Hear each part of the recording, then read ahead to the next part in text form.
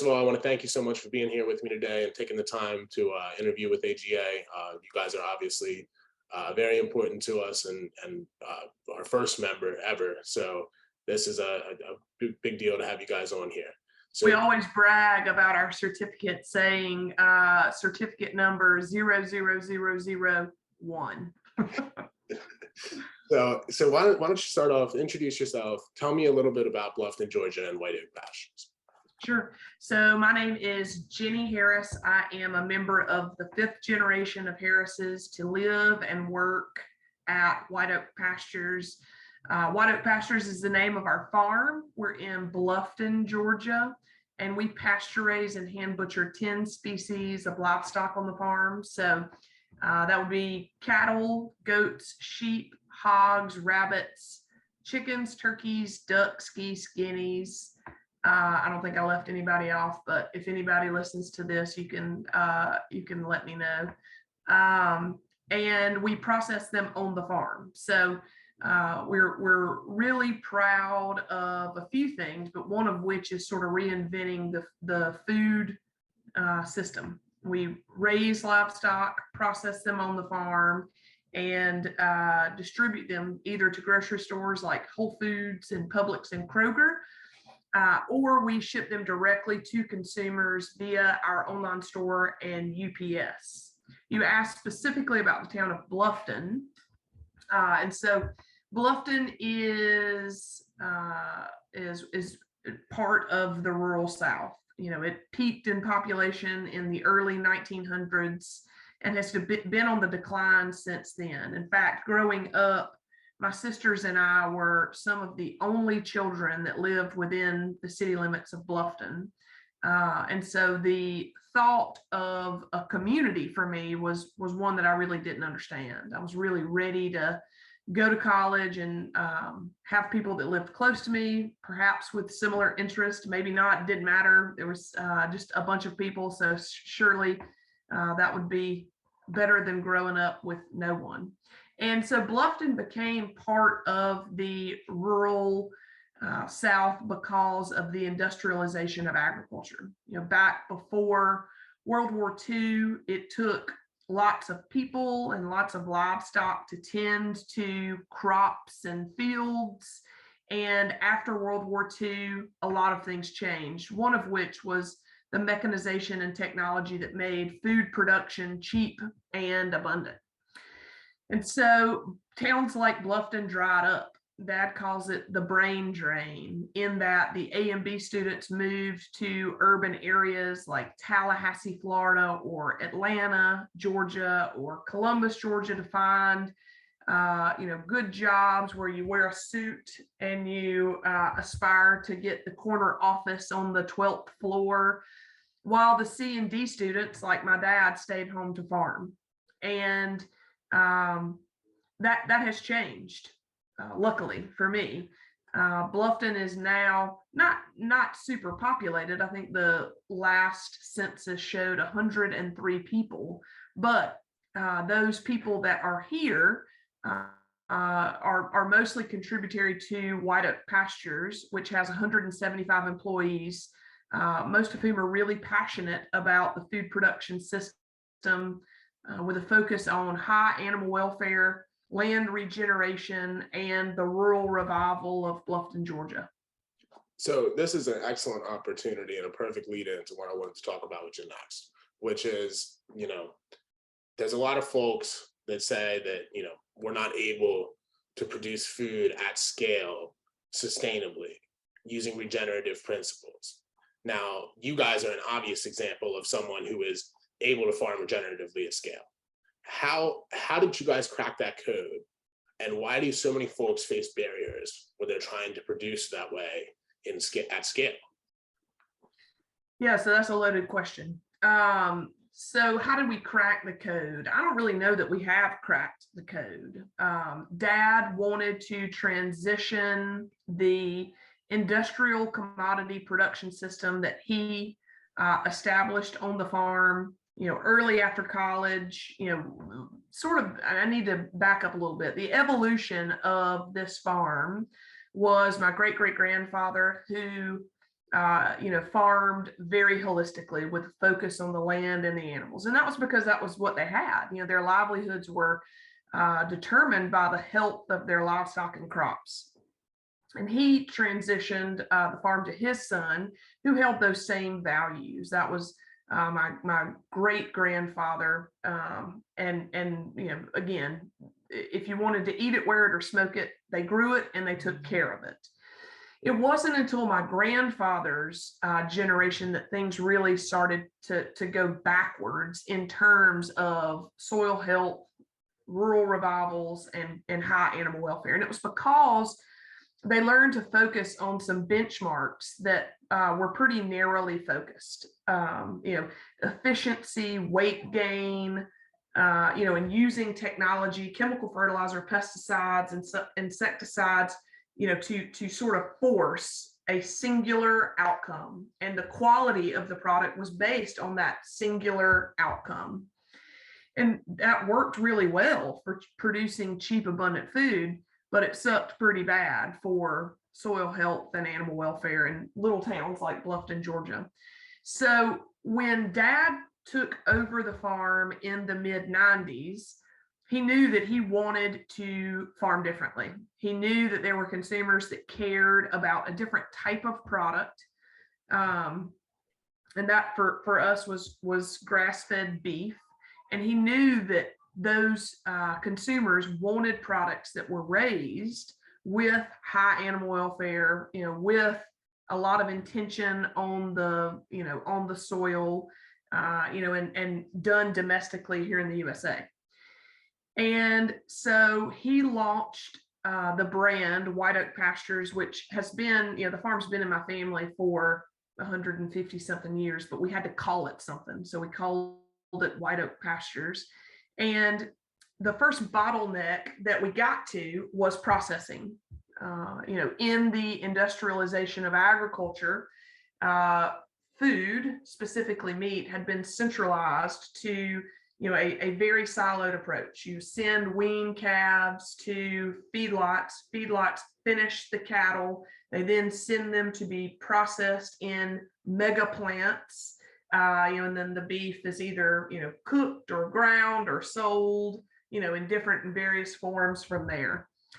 And so the first bottleneck was processing. We were using processing off the farm in Tifton, Georgia, and that option was not scalable for us. We needed the ability to do more head of cattle each week because our product had caught traction in the marketplace. And so Dad decided to borrow $2.5 million to build a processing plant on the farm in 2007, which was completed in 2008. And that was sort of the first, cracking the code. I still don't think we've cracked the code because we struggle every day, on some issue, be it, processing or sales. Every day is a new challenge. We've reinvented something, and so there's no blueprint, for us to go by.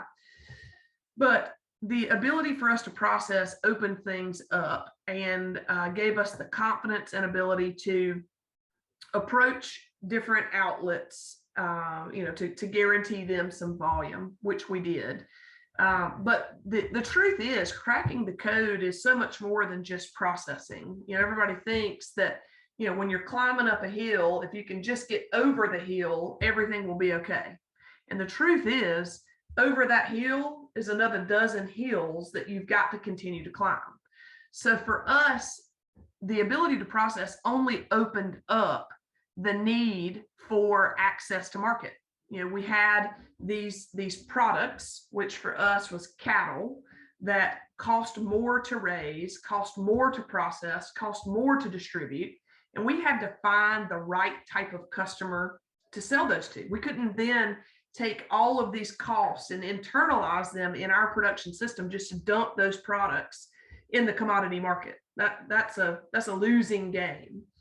And so, back to your question, we're still trying to crack the code, and we have not done it. And I'm hopeful that we're closer to it every day. Every day that we don't go belly up is the day that we're closer to cracking it. But the code keeps on changing.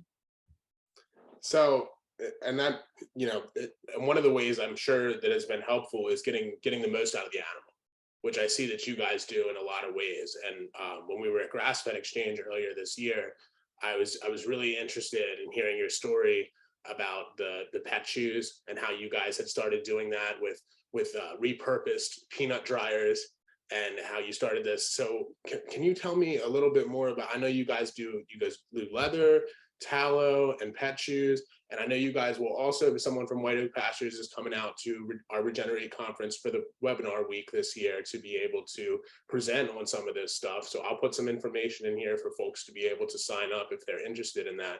But can you speak to that a little bit? Your leather, your tallow, your pet chews, getting started with that and how that all works. Yeah, absolutely. So, part of the the development of Bluffton is bringing all of these passionate people to this small town where there's not a lot to do. There's a restaurant, which is ours. There's a store, which is ours. There's no bars or clubs or movies or whatever within an hour of where I'm sitting. And so we bring all these young, passionate, energetic, motivated people here. There's not too many ways to spend their time, so they focus on getting creative with the things that they do have. And so our first zero waste product was our tallow bar soap. We had 2 interns that knew that in composting, which we compost all the inedible viscera off the farm or from our plants, into compost, which we then spread as an organic, amendment to the pasture. But they knew that fat did not compost well. So they said, what can we do with fat? And so thanks to Google and YouTube, they came up with our recipe for our bar soap. And from there, the tallow products have really grown into candles and moisturizers. We launched the first foaming tallow hand soap during the pandemic. People realized, oh yeah, we got to wash our hands. It's 2020, COVID-19. We've made it generations without washing our hands, but we might as well start now. So we launched our foaming hand soap, which has been great. And so, tallow products were sort of the first, and it was born out of a necessity to not send fat to compost. And then came the hides. The hide market is incredible. If any cattle producers that are watching this have ever, or even processors have ever dealt with selling hides into the commodity hide market, you're probably nodding your head. This will be a whole nother podcast, but the hide market is tough. So we found a way to keep them on the farm, and that is through our pet chews. We, through a very specific process, remove the hair and the flesh from the hide, and then dry it in a room that's heated with a propane peanut dryer.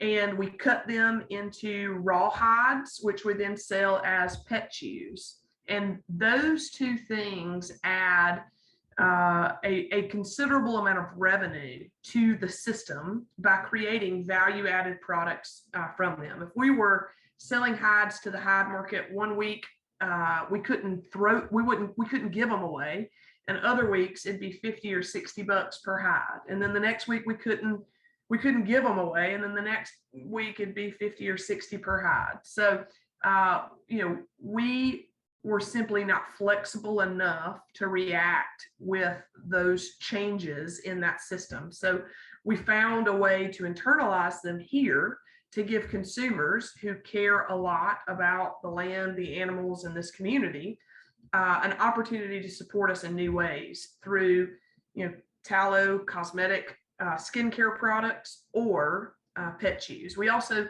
send some small number of hides to a tannery in upstate New York to be veg tanned into leather, which we then bring back and turn into wallets, bags, and belts for yet another income stream. But also in that, those zero waste products created probably a dozen jobs in one of the poorest counties in one of the poorest states in the nation.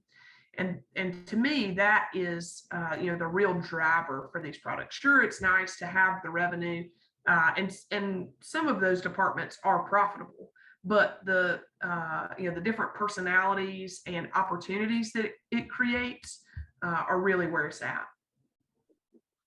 So that's a little bit about, of course, the pet shoes, the tallow, the value-added products. If you guys want to hear some more about that, please go check out regenerateconference.com, put the information on the screen here, and please go buy some tickets and come check us out. So you guys, of course, one of the first members of AGA, or the first member of AGA, of course, and it helps. I was going to say, don't sell me short. We were number one. Number one, and helped create this whole thing. So, of course, you guys have continued with the program, and it's important. You guys helped create this, so it's part of it being your baby in a way.